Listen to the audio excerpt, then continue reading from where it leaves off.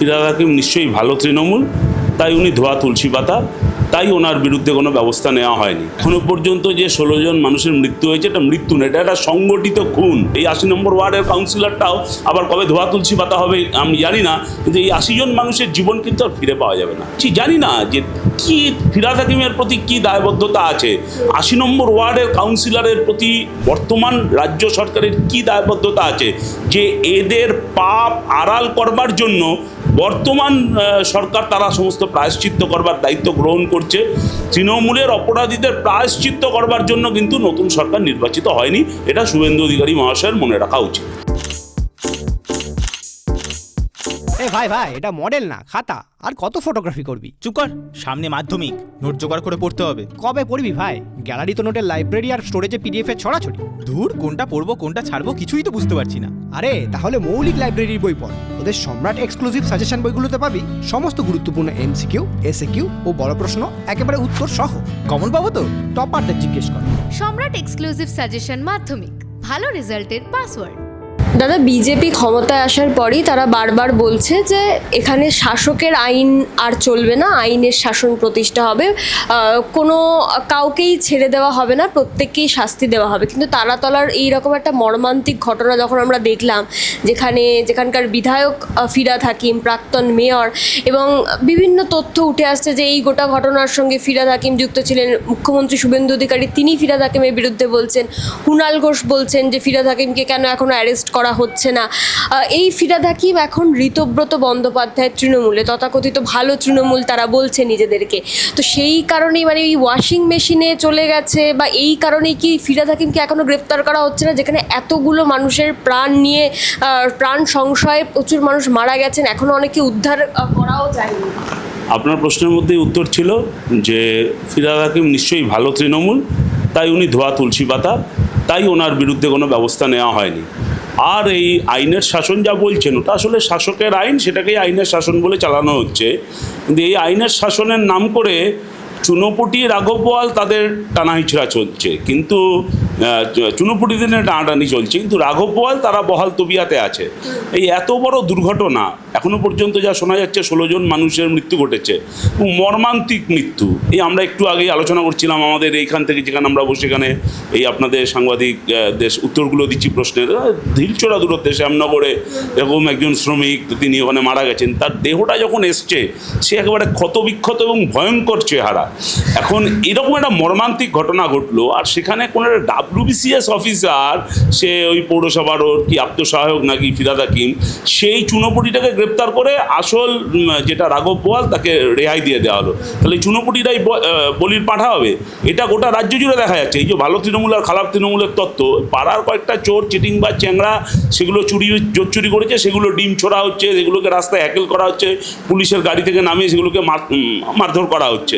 কিন্তু যেগুলো আসল রাঘব বোয়াল, এগুলোর মাস্টার মাইন্ড, যেগুলো প্ল্যান তৈরি করেছে, তারা দিল্লিতে বসে ভূপেন্দ্র যাদবের সঙ্গে মিটিং করে এখন ভালো তৃণমূল সেজে বিজেপির লাইনে, ওয়াশিং মেশিনে লাইন দিয়ে এখন রাজ্যসভায় বিজেপিকে কী করে সুবিধা দেওয়া যায় তার ব্যবস্থা করা হচ্ছে। এরকম একাধিক ঘটনা ঘটছে। এই মর্মান্তিক মৃত্যুর জন্য যারা দায়ী, ইমিডিয়েট যদি তাদেরকে গ্রেপ্তার না করা হয়, এর আগে ওয়াও মোমো কারখানার ঘটনাতেও একই ধরনের ঘটনা ঘটেছে, সেখানেও কিন্তু এখনও পর্যন্ত অপরাধীরা গ্রেপ্তার হয়নি। তাহলে এটা কি আইনের শাসন? না, এটাকে কি আইনের শাসন বলা যায়?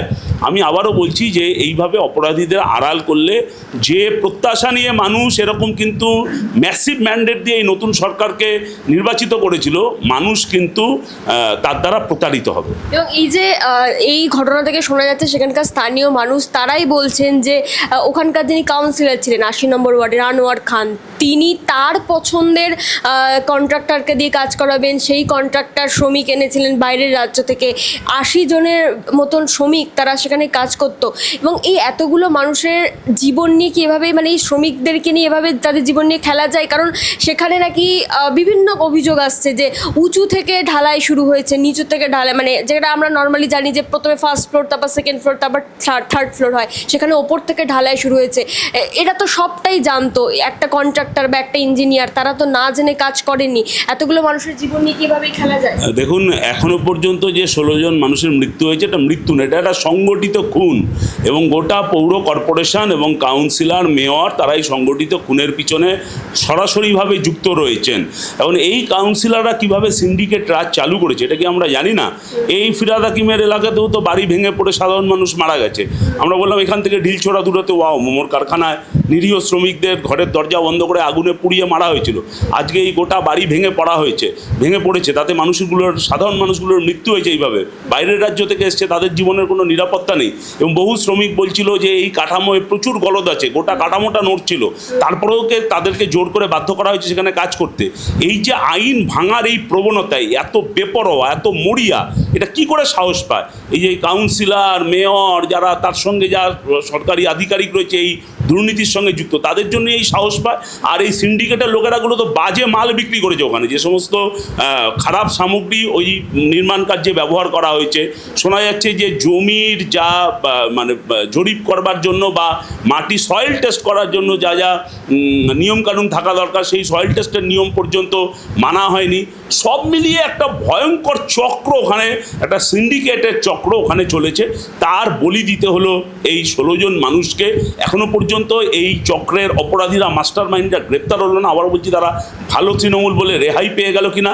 এবং দেখা যাচ্ছে এরকমই হয়তো নয়, কিন্তু এরকমই তৃণমূলের কাউন্সিলর যারা এই বিভিন্ন জায়গায় এই সিন্ডিকেট রাজের চক্র তৈরি করেছে এবং যাদের খেসারত সাধারণ গরিব মানুষকে দিতে হচ্ছে, সেই কাউন্সিলররা অনেকে দেখছি আমাদের বর্তমান মুখ্যমন্ত্রীর পা ছুঁয়ে, এই যোগ দিবসের দিন দেখলাম তিনি নমস্কার করে বর্তমান মুখ্যমন্ত্রীর পা দিলেই তারা ধোয়া তুলসী পাতা হয়ে যাবে। এই 80 নম্বর ওয়ার্ডের কাউন্সিলরটাও আবার কবে ধোয়া তুলসী পাতা হবে আমি জানি না, কিন্তু এই 80 জন মানুষের জীবন কিন্তু আর ফিরে পাওয়া যাবে না।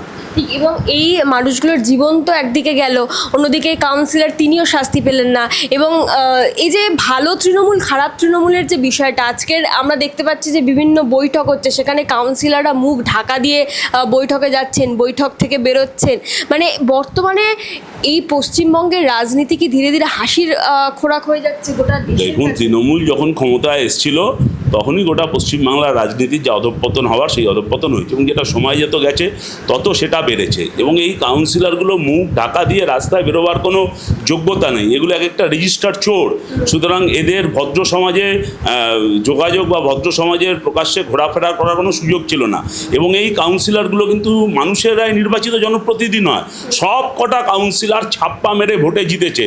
এবং এই কারণেই এদের মানুষের প্রতি কোনো দায়বদ্ধতা ছিল না। মানুষের ভোটে জিততো না, মানুষের প্রতি কী দায়বদ্ধতা থাকবে? এর ফলে এরা নিজেদেরকে একটা জমিদার মনে করতো এবং সেই কারণে সমস্ত বেআইনি কাজ তারা সংগঠিত করতো। এখন সরকার পাল্টানোর পর এখন এরা কিছুদিন ঘাপটি মেরে রয়েছে, পরিস্থিতির জল মাপছে। এখন মুখে মাস্ক পরে বা মুখ ঢেকে এরা প্রকাশ্যে এরা লুকিয়ে ঘোরাফেরা করছে। কিন্তু ধীরে ধীরে যখন বর্তমান শাসক দলের সঙ্গে এরা নানান ধরনের লাইন করে তুলতে পারবে, ভালো তৃণমূল হয়ে উঠতে পারবে, ধীরে ধীরে শাসক দলের ঘনিষ্ঠ হয়ে উঠতে পারবে। এবং তার জন্য প্রচেষ্টা চলছে এবং বিভিন্ন জায়গায় গোটা রাজ্য জুড়ে এই কাউন্সিলরদের এই প্রবণতা তৈরি হচ্ছে। এবং তারা এখন মমতা ব্যানার্জি, অভিষেক ব্যানার্জিকে বলির পাঁঠা বানিয়ে নিজেরা ভদ্র সভ্য সাজার চেষ্টা করছে।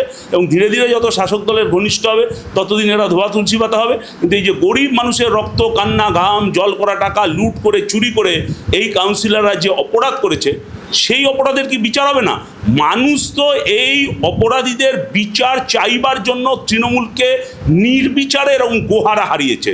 বর্তমান শাসক দল কি মানুষের সেই ম্যান্ডেটটা বুঝতে পারছে না আমাদের এটা জানার ইচ্ছা। এবং এখানে আরও একটা বিষয়, এলাকার মানুষ বলছে যে এনডিআরএফের টিম তারা যখন রেস্কিউ কাজ চালাচ্ছে তখন নাকি প্রচুর ডেড বডিকে লোকানোর চেষ্টা চলছে। কারণ এলাকার মানুষ তারা জানতেন এখানে কতজন কাজ করছিলেন, কতজন কাজে আসতেন, তারাই অভিযোগ করছেন যে প্রচুর ডেড বডিকে নাকি ধামাচাপা দেওয়ার কাজ চলছে। এটা কি মনে হয় যে এই সরকারের বডি ধামাচাপা দেওয়ার সাথে কী স্বার্থ থাকতে পারে? কারণ এটা তো বিল্ডিংটা তৈরি হয়েছিল আগের সরকারের আমলে। দেখুন, এটাই আমার কথা যে তৃণমূল সরকারের আমলে মৃতদের সংখ্যা ধামাচাপা দেওয়ার, সেই কোভিডের সময়কাল থেকে মৃত মানুষের সংখ্যা আড়াল করার একটা প্রবল প্রচেষ্টা, অপদার্থতা আড়াল করবার জন্য মৃত মানুষের সংখ্যা কমিয়ে দেখানোর, এটা তৃণমূলের জমানার একটা কালচার ছিল। তার ফলে কোভিড জমানায় যে কোভিডের সময়কালে কত মানুষের মারা গেছেন সরকারি ফেলিওরের অপদার্থে প্রকাশ্যে সামনে আসেনি।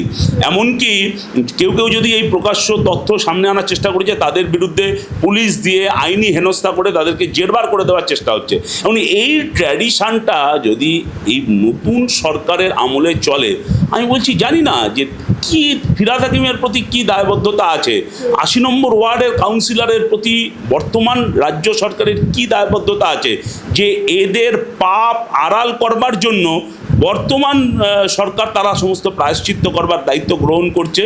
মানুষের মৃত্যুর সংখ্যা, আমি জানি না এটা সত্যি মিথ্যা বলতে পারবো না, কিন্তু মানুষের মৃত্যুর সংখ্যা যদি আড়াল করা হয়, তৃণমূলের কাউন্সিলর মেয়র তৃণমূলের জমানায় ছাপ্পা মেরে নির্বাচিত এই জনপ্রতিনিধিদের অপরাধের দায় যদি এই বর্তমান সরকারকে নিতে হয়, এর পিছনে কি ইকুয়েশন আছে আমি ঠিক বলতে পারবো না। এখানে কি আদি বিজেপি, নতুন বিজেপি, তাদের দ্বন্দ্ব কাজ করছে, আরএসএসের নিয়ন্ত্রণ কতটা থাকবে, নাকি শুভেন্দু অধিকার নিয়ন্ত্রণ কতটা থাকবে, সেই দ্বন্দ্ব কাজ করছে। সেই দ্বন্দ্বের ভিত্তিতে কে কত তৃণমূল ভাঙানো এমএলএ এমপি কাউন্সিলর অপরাধী সেগুলোকে নিজেদের পকেটে রাখতে চাইছে, তার অঙ্ক কাজ করছে। কিন্তু আমি বলছি যে মানুষ কিন্তু এই অঙ্ক করে নতুন বিজেপি সরকারকে ক্ষমতায় আনেনি। তৃণমূলকে হারাও, তৃণমূল যা অপরাধ করেছে সেই পাপীদের শাস্তি দাও, তার জন্য কিন্তু মানুষ নতুন সরকারকে নিয়ে এসেছিল। তৃণমূলের অপরাধীদের প্রায়শ্চিত্ত করবার জন্য কিন্তু নতুন সরকার নির্বাচিত হয়নি, এটা শুভেন্দু অধিকারী মহাশয়ের মনে রাখা উচিত।